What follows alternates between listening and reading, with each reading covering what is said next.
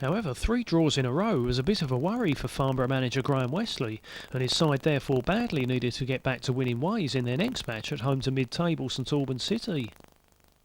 Unfortunately though, the squad was becoming more and more diminished, as Jimmy Dack and Paul Fewings were now out injured as well, possibly until the end of the season. So that saw manager Wesley fielding a 3-5-2 formation for this match, with Mark Harper in defence, Bruno Mendonca in attack and forward Rodney Lynch named as a substitute. All 3 of these players having chalked up only a handful of appearances between them during the season so far.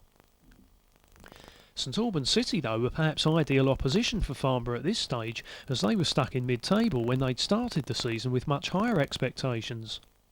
In addition to that, they also had a number of key players missing this match, with some of them being rested due to the fixture pile-up which had affected them along with most other clubs in the division. However, Farnborough had now had to play 4 games in 7 days, so their players would have been feeling tired as well, but at least they were being given plenty of encouragement by their supporters, which rather unusually included people of all ages amongst those who wanted to sing.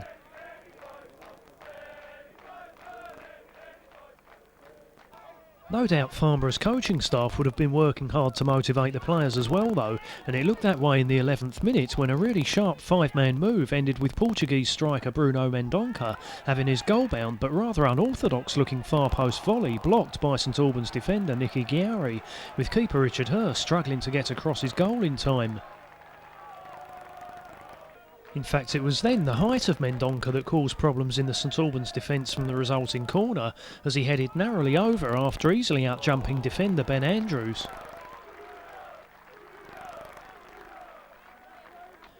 It was already becoming clear that St Albans were there for the taking in this match though, and they had to rely on a dubious decision from referee Lee to get them out of trouble in the 18th minute, when he disallowed a goal from Gary Crawshaw after wrongly adjudging that the collision between defender Ryan Moran and keeper Richard Hurst was caused by a push in the back from the Farnborough striker.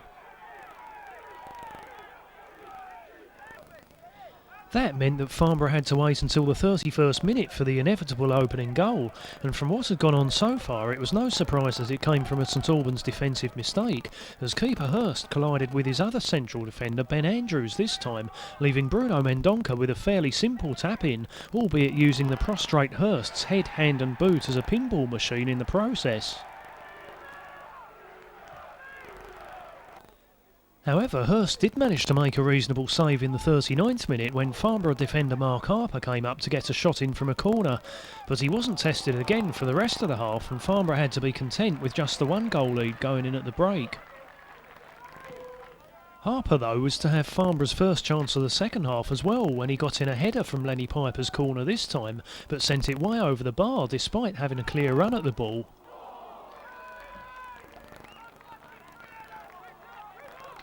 However, Piper showed Harper how to find the net and in great style as well just 2 minutes later when he put Farnborough 2-0 up by keeping his composure superbly to wrong foot 2 St Albans defenders before sending keeper Hurst the wrong way from close range. With St Albans only naming 2 substitutes and having a 17-year-old and a converted defender as their forward line, there was no hope of them coming back into the match, and it was now just a case of how many Farnborough would get. And indeed they made it 3-0 just 4 minutes later when Lenny Piper tried his luck from long range and ended up scoring his second of the match thanks to a deflection off St Albans defender Ryan Moran. That saw Farnborough really turn on the style thereafter, and Scott Corbett was unlucky not to get on the score sheet a minute later with a spectacular volley, but keeper Hurst made a really good save this time despite the ball bouncing awkwardly in front of him. Of course, Farnborough were also looking threatening from corners as usual, with Lenny Piper's accuracy at taking them and the well-rehearsed training ground routines involving defenders coming up to make 180-degree runs, almost always resulting in an effort on target, invariably from Barry Laker, as indeed he managed in the 57th minute, but he was foiled on this occasion by another excellent save. That meant keeper Hurst had now made up for his errors in the first half, and he then went one better by foiling Farnborough again just 4 minutes later, after Gary Crawshaw had created a chance for himself with a brilliant piece of skill on the edge of the 6-yard box. However, Hurst wasn't finished there, and after a quiet passage of play for 20 minutes or so, he excelled himself again in the 85th minute with a good block at his near post from Scott Corbett, after more intelligent play from Lenny Piper had set up the chance. Of course, man of the match Piper was playing against his former club and would have loved to have scored a hat-trick, but it was wing-back Justin Gregory who rounded off the scoring in the last minute with the best goal of the game, as he smashed in an unstoppable free kick to make it 4-0. With the final whistle going immediately on the restart, it was a great way to finish the match, and overall it was probably one of Farnborough's better performances of the season so far, even if the opposition had just turned up to go through the motions.